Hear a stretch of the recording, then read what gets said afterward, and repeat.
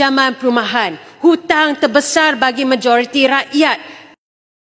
Belanjawan 2026 memperkenalkan Akta Kredit Pengguna yang telah lama dinantikan. Suatu reformasi bersejarah dan akhirnya mengawal selia pemberi pinjaman wang, syarikat kredit dan juga aplikasi pinjaman digital. Buat pertama kali, peminjam biasa dilindungi daripada caj melampau dan amalan pinjaman yang kabur. Ini keadilan yang tertangguh tetapi kini ditegakkan. Namun ada satu lagi jurang yang wajar kita akui. Pinjaman perumahan, hutang terbesar bagi majoriti rakyat tidak termasuk dalam reformasi ini.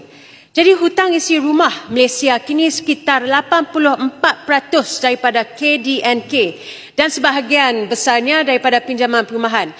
Pinjaman ini kekal di bawah rangka kawal selia lama yang kurang fleksibiliti untuk peminjam ketika kadar faedah meningkat. Kembali kepada pasangan tadi, ansuran rumah mereka naik RM300 sebulan akibat kenaikan OPR. Jadi bagi mereka hal ini akan menambahkan lagi tekanan dan juga memberi kesan terhadap pembelanjaan harian. Saya mengalu-alukan pengecualian duty stamp untuk pembeli rumah pertama dan jaminan pembiayaan bagi 80,000 pembeli baharu. Dasar-dasar ini memang berjiwa rakyat. Namun bagi jutaan yang sudah pun membayar ansuran, beban masih berat. Jadi soalannya, mengapa kita mereformasikan undang-undang pinjaman untuk peminjam kecil tetapi tidak untuk peminjam terbesar, iaitu peminjam perumahan? Kita harus bekerjasama dengan bank, bukan bermusuh, untuk membina kerangka yang lebih adil.